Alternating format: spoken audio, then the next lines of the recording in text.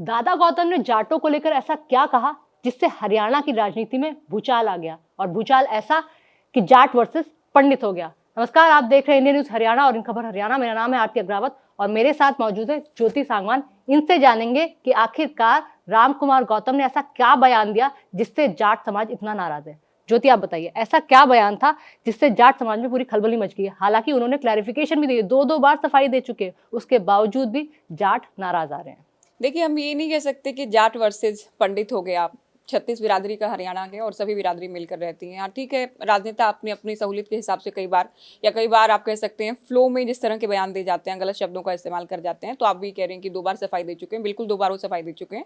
उनकी ओर से जाट समुदाय को लेकर जो कहा गया, उसके बाद वो ये कह रहे हैं कि उनका मतलब सभी जाट समुदाय के लोगों के लिए नहीं था। वो केवल अभय चौटाला को अब टारगेट कर रहे हैं, उन पर निशाना साध रहे हैं। वो कंडेला कांड की बात कर रहे हैं। वो ये कह रहे हैं सीएम इनको अच्छे नहीं लग रहे, नायब सिंह सैनी। हालांकि खुद के लिए भी उन्होंने कहा कि जाट समुदाय के जो लोग हैं, वोटर्स हैं, उन्होंने मुझे वोट दिया, विधानसभा मुझे भेजा है, मेरा प्यार है जाट समुदाय के लोगों से। लेकिन केवल बयान की बात नहीं है, जाट या किसी जाति समुदाय की बात नहीं है आरती। जिन शब्दों का दरअसल इस्तेमाल किया गया, बड़े विधायक हैं, बुजुर्ग विधायक हैं, इस तरह के शब्द किसी के लिए भी इस्तेमाल किए जाएं, जाहिर है बुरा लगेगा। तो खाप पंचायतें आगे आई और कहा गया कि माफी मांगे राम कुमार गौतम, और दादा गौतम माफी नहीं मांगते हैं तो हम कानूनी रास्ता भी अपनाएंगे, हमारे बीच आए माफी मांगे। तो ठीक है, राम कुमार गौतम माफी भी मांग चुकी हैं, अपने बयान को लेकर सफाई भी दे चुके हैं, लेकिन उसके बाद भी मामला थमता हुआ नजर नहीं आ रहा है। उन्होंने तो कह दिया, मैंने कहा मैं दिल से उसे फील करता हूँ, और साथ ही ये भी कहा कि गांव वालों की तो भाषा है, हरियाणा के गांवों से जो ताल्लुक रखता है, हरियाणा के गांव में जो पैदा हुआ है, उसका कहना ये तो आम है।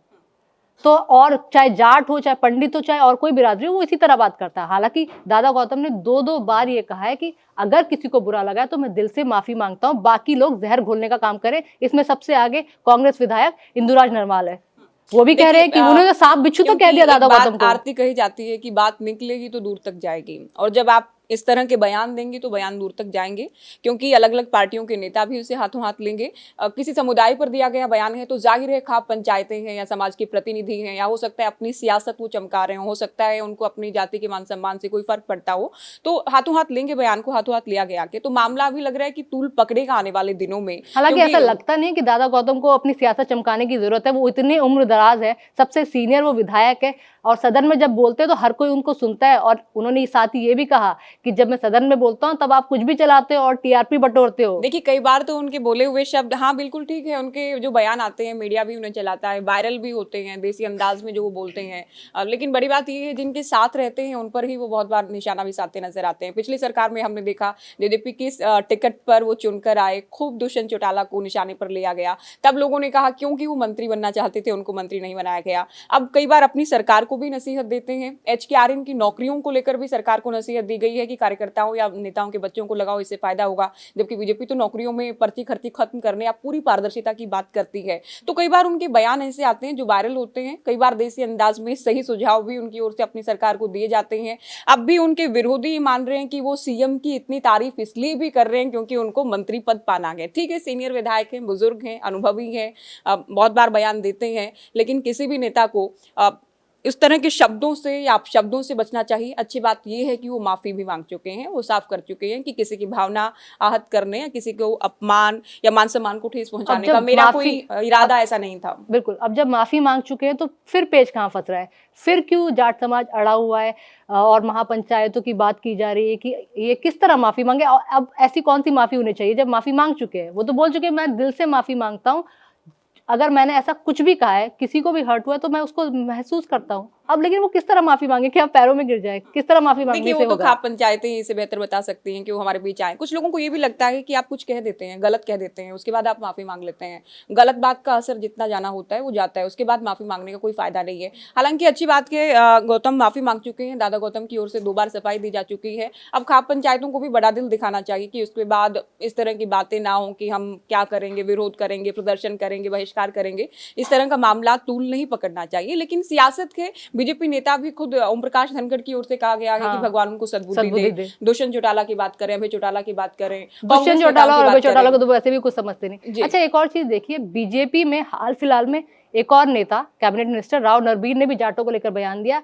कि मैं जाट कहां से बन जाऊं, मैंने इतना काम किया दौलताबाद में, मैंने 15 करोड़ रुपए खर्च कर दिए, 5-6 हजार जहां वोट वाला गांव है वहां मेरे को महज 340 वोट मिलते हैं, तो आप तो सिर्फ जाटों को जिताते हैं। अब ऐसा है क्या बीजेपी में खुद जातिवाद होने लगा है? क्योंकि देखिए, बाकी पार्टियां, विपक्षी पार्टी पूरी कांग्रेस ले लो, पार्टी आईएनएलडी ले लो, सब जाट बहुल एक तरह से बोल सकते हैं। देखिए, पूरी पार्टी आरती हम नहीं कह सकते। कुछ नेताओं के बयान, हालांकि एक मोमेंटम है इस वक्त ऐसा बना है, इस तरह के बयान सामने आ रहे हैं। राव नरवीर के बयान को भी हम सही नहीं ठहरा सकते। आप किसी इलाके में अगर पैसे लगा रहे हैं तो लोगों का ये भी कहना है कि आप जनता की या टैक्स पेयर्स की जो कमाई है सरकार अगर लगाती है, या कोई उम्मीदवार को भी लगता है कि आप किसी पद पर ऐसे पर आ जाते हैं कि जनता के लिए कुछ कर जाते हैं, तो इसमें ये नहीं कि आपने पैसा लगाया है तो जनता आपको वोट देगी ही देगी। जनता या वोटर अपने विवेक से फैसला लेगा। उसमें ये कहना कि मैं जाट नहीं हूं, आपको जाट चाहिए, ठीक है, अपनी सियासत को जो भी बातें सूट करती हैं सहूलियत के हिसाब से बयान दिए जाते हैं नेताओं की ओर से। बीजेपी कोई एक्शन, अगर ऐसी बात है 36 बिरादरियों को साथ में लेकर चलने की बात है, तो बीजेपी ऐसे नेताओं पर कोई एक्शन क्यों नहीं ले रही? कोई रिएक्शन ही नहीं आ रहा है। देखिए, ये तो हमने बहुत बार देखा है हरियाणा में। पहले की बात करें, राजकुमार सैनी के बयानों की बात करें, इन दिनों दादा गौतम के भी कुछ बयान सामने आए हैं, रामचंद्र जांगड़ा के बयान भी सामने आए हैं, राव नरबीर सिंह की ओर से भी जो बयान दिया गया है, जिसमें स्वर्गीय राकेश दौलताबाद की बात कर रहे थे, उनकी पत्नी की कि अब इस वक्त पिछले चुनाव में पत्नी खड़ी थी, अगले चुनाव में बेटा खड़ा हो जाएगा, कांग्रेस के उम्मीदवार को ही वोट क्यों दिया, जब मुझे ही दे देते, अहीर को ही देना था तो वो भी अहीर था। तो इस तरह की जात पात के बयानों से हालांकि बचना चाहिए नेताओं को, नहीं बचते हैं। उसके बाद सियासत भी खूब होती है, और हमने नहीं देखा कि इस तरह के बयानों पर कभी किसी पार्टी ने कार्रवाई की हो, तो जाहिर है बीजेपी भी नहीं कर रही है। लेकिन इस वक्त बड़ी बात यह है आरती की चुनाव भी आसपास नहीं है। इस बार के चुनाव में हमने नहीं देखा कि खुलकर जात पात की कोई ऐसी बातें हुई हों। हरियाणा ऐसा राज्य ही नहीं है जहां पर जात पात की बात हो। बिहार, यूपी में ऐसा होता है और आम है, जाति को देखकर ही लोग वोट देते हैं, महिलाएं भी। लेकिन हरियाणा ऐसा राज्य कभी नहीं रहा है कि जाति को देखकर, कोई जाट है वो देखकर वोट दिया जाता है। बट अब जो हो रहा है पिछले कुछ महीनों से, कुछ ज्यादा इजाफा हो गया। बिल्कुल, पिछले कुछ महीनों से बयान तेज हुए हैं। जाट आरक्षण आंदोलन के बाद ये राजनीति जाट नॉन जाट वाली हमने देखी है, खूब हरियाणवी समझते हैं, ये बढ़ी है। नेताओं में बड़ा दादा गौतम तो ये भी कह रहे थे कि जो 3 किसान कानून थे, उन्होंने खुद प्रधानमंत्री मोदी से बातचीत की थी, कानूनों को वापस लिया जाए, मैं तो जाटों के पक्ष में रहता हूँ। तो देखिए, ये बात है कि कोई बड़ा जाट नेता बनने की कोशिश में है, बड़ा नॉन जाट नेता बनने की कोशिश में है। जहाँ तक आप बात कर रही हैं कि चौटालाओं से फर्क नहीं पड़ता है, चौटाला, अजय चौटाला जो भी हैं, दुष्यंत चौटाला, अभय से फर्क नहीं पड़ता है, ठीक है, उनकी पार्टी के साथ भी, जेजेपी के साथ भी रहे खूब जमकर, तब भी दुष्यंत को कोसा उन्होंने। अब बीजेपी की टिकट पर चुनाव लड़ा है, कई बार सरकार को ही निशाने पर ले लेते हैं, इनका स्टाइल ही ठीक है अपना। लेकिन शब्दों के चयन का तो दादा गौतम को ध्यान रखना ही चाहिए, और इस बात का विरोध है। अच्छी बात वो है कि ये सफाई दे चुके हैं, आने वाले दिनों में ऐसे बयान नहीं देंगे, ये भी कहा गया है। क्लियर ये भी कर चुके हैं कि ये पूरे समुदाय के लिए नहीं था। जाट समुदाय के लोग खेती, किसानी, सेना हर जगह जाते हैं, मुझे भी वोट दिया के, तो वो साफ कर चुके हैं।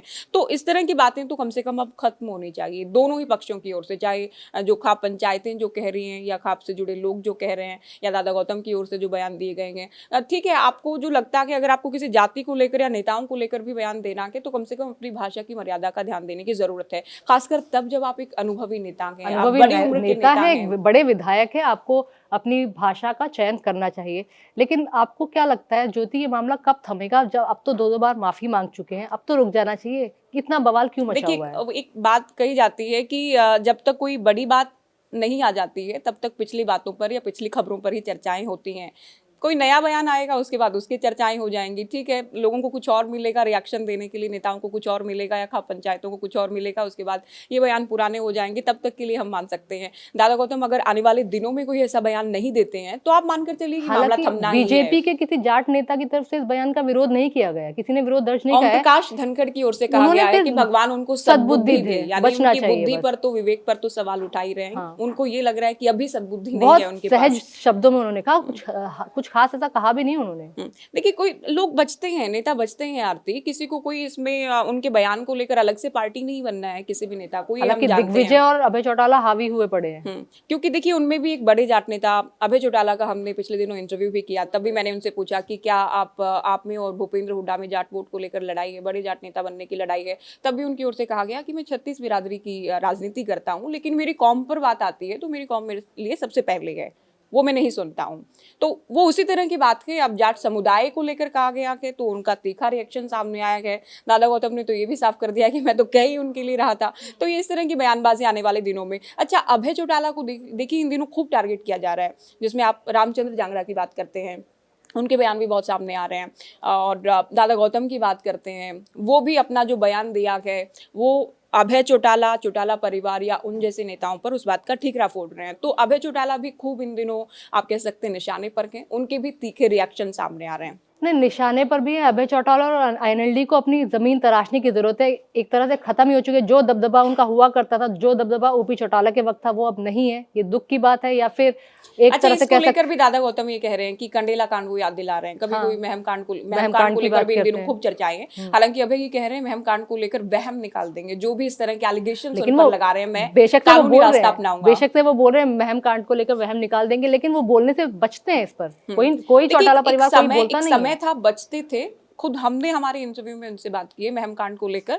इन दिनों बहुत चर्चाएं हो रही हैं क्योंकि आरोप फिर से एक बार होता है ना कि कोई मुद्दा ताजा हो गया है, तो ये महम कांड वाला मुद्दा ताजा हो गया है। अभय कह रहे हैं उनका कोई नाम नहीं था और इस मामले में जांच हो चुकी है, क्लीन चिट उन्हें पूरी, वो खुद ही कह रहे हैं कि मेरा कोई रोल ही नहीं था। हालांकि उन पर आरोप जरूर लगते हैं और अगर कोई बहुत ज्यादा आरोप लगाएगा तो कानूनी रास्ता वो अपनाएंगे। आप इनेलो के दबदबे अस्तित्व की बात कर रहे थे, उसे लेकर भी दादा गौतम हाल फिलहाल के बयानों में कहते हैं, कंडेला कांड का जिक्र करते हैं, क्या दादा गौतम, हर कोई, पूरी बीजेपी ही दो कहती है विधायक हो गए हैं, ये सरकार में नहीं आएंगे। लेकिन राजनीति संभावनाओं का खेल है, वोटर्स को डिसाइड करना है, वोटर्स के जहन में कब क्या आता है, किस पार्टी की लहर बनती है, कोई बड़ा नेता कोई करिश्मा करता है, ये कभी भी संभव के राजनीति में। हाल फिलहाल हालांकि पार्टी कमजोर है, इसमें कोई दो राय नहीं।